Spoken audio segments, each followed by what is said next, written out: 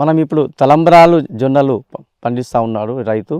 తెలంగాణలో కూడా ఎక్కడ ఇలాంటి జొన్నలు ఎవరు కూడా పండించడం లేదు.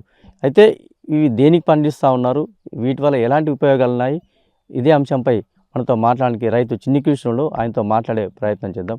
చెప్పండి సార్, ఇప్పుడు ఏదైతే ఉందో ఈ తలంబ్రాల జొన్నలు అన్నారు కదా, ఇది దీంతో ఎలాంటి ఉపయోగాలు, ఇక్కడ ఎందుకు పండించాలనుకుంటారు, మీకు ఆలోచన ఏదా విధంగా వచ్చింది? 1965-70లో మా అమ్మ నాన్న మాకు 3 ఎకరాల తోట ఉంటుండే. ఆ పసుపు తోట చుట్టూ ఈ తలంబ్రాల జొన్నలు పోసేవారు.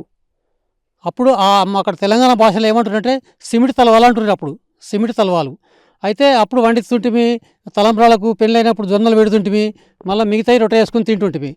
అప్పుడు ఆ పాతకాల పంటలన్నీ పోయినాయి, ఎక్కడ కనుమరుగైపోయినాయి. ఇప్పుడు ఎక్కడ తలంబ్రాల జొన్నలు దొరకలేవు. అయితే 3 సంవత్సరాల కిందటనే కర్ణాటక ఆర్గానిక్ కిసాన్ మేళ పెట్టిన అక్కడ వెళ్ళడం జరిగింది.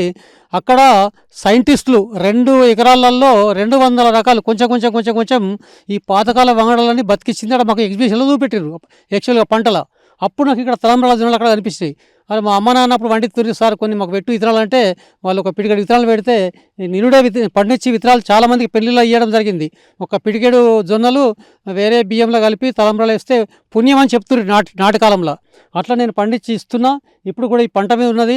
దాదాపు ఇది 5 నెలల 15 రోజుల నుంచి 6 నెలల పంట. చాలా బాగుంటుంది. తెన్నల జొన్న ముత్యాల టైప్ ఉంటుంది. ఇవి ఇట్లా తలంబ్రాల జొన్నలు ఇప్పుడు మన తెలంగాణలో ఎక్కడా లేవు. నేనే ఇక్కడ పండించి మోర్తాట్ రైతులకు ఇవ్వడం జరిగింది.